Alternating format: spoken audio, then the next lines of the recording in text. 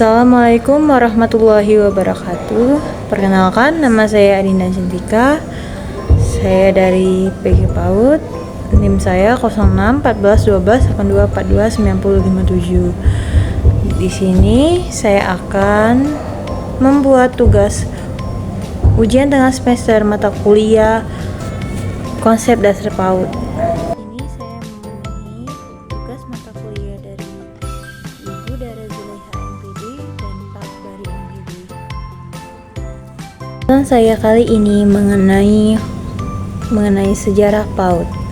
Pendidikan anak usia dini atau PAUD sangat penting dalam pengembangan kepribadian anak di Indonesia. Sejarah PAUD berhubungan erat dengan dinamika sosial dan politik, termasuk pembentukan Direktorat Khusus untuk PAUD pada tahun 2011 yang menandai pengakuan bahwa formal terhadap pendidikan ini dapat meningkatnya jumlah lembaga PAUD. Kini, PAUD atau pendidikan anak usia dini menjadi tahap awal yang krusial dalam sistem pendidikan nasional. PAUD secara nasional. Kehadiran PAUD di Indonesia sesungguhnya dimulai sejak sebelum kemerdekaan. Pada masa tersebut, setidaknya dapat ditelusuri melalui dua periode, yaitu pada masa pergerakan nasional pada penjajahan Belanda 1908 sampai dengan 1941 dan masa penjajahan Jepang 1942 sampai dengan 1945. Keberadaan PAUD di Indonesia tidak terlepas dari berdirinya kindergarten yang juga dikenal dengan nama Froebel School di seluruh dunia. Di Indonesia, pemerintah Hindia Belanda yang membawa konsep ini dan mendirikan Froebel School yang pada mulanya diperuntukkan bagi anak-anak muda. Seiring dengan kebangkitan nasional yang diawali dengan berdirinya pergerakan pemuda Budi Utomo, kesadaran akan pentingnya pendidikan bagi kaum bumi putra semakin dirasakan. Froebel School yang tadinya hanya untuk anak-anak keturunan Belanda, Eropa maupun bangsawan mulai dikenal dengan cendekiawan muda pribumi. Pada tahun 1919, Persatuan Wanita Aisyah mendirikan Busanul Atfal yang pertama di Yogyakarta. Kurikulum dan materi pendidikannya menanamkan sikap nasionalisme dan nilai-nilai ajaran agama. Bustanul Alfa ini dirujukan untuk merespon popularitas lembaga PAUD yang ada di Indonesia.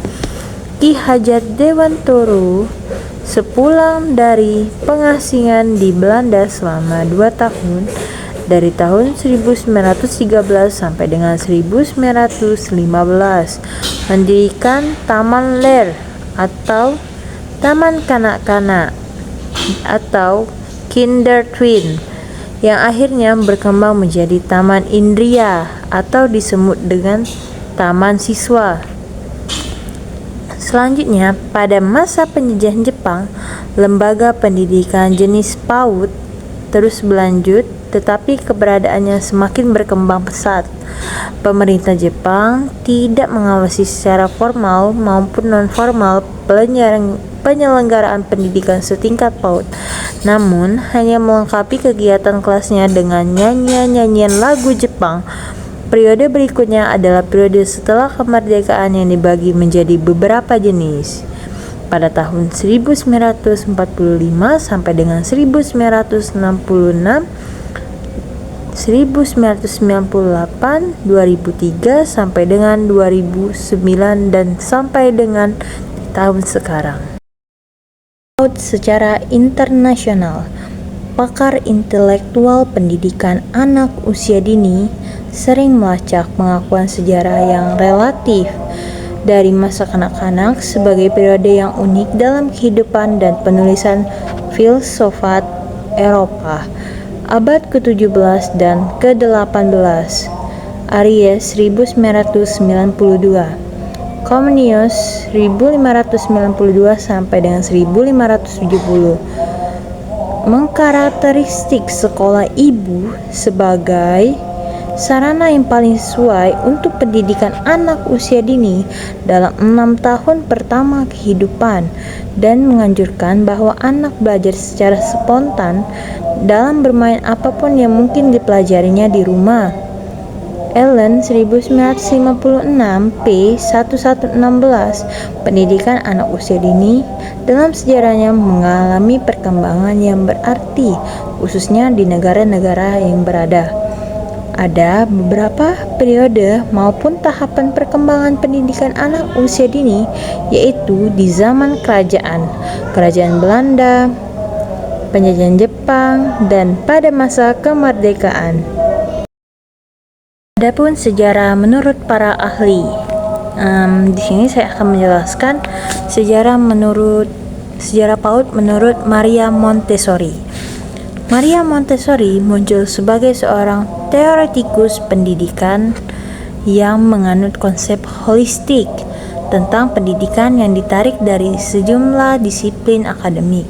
Beliau memperlihatkan kecondongannya dengan menggunakan pendekatan holistik dan multidisipliner dalam pendidikan dengan mengambil bahan-bahannya dari latar belakang di pendidikan kedokteran, psikologi, dan antropologi. Dapat disimpulkan dari materi yang saya jelaskan itu, pendidikan anak usia dini memiliki sejarah panjang yang berkembang pesat seiring dengan berjalannya pemahaman maupun berjalannya waktu tentang pendidikan anak usia dini. Secara global, konsep PAUD mulai berkembang pada abad ke-18 dengan kontribusi tokoh seperti Johann Hendrik Pestalozzi, Friedrich Froebel, Maria Montessori, dan John Dewey.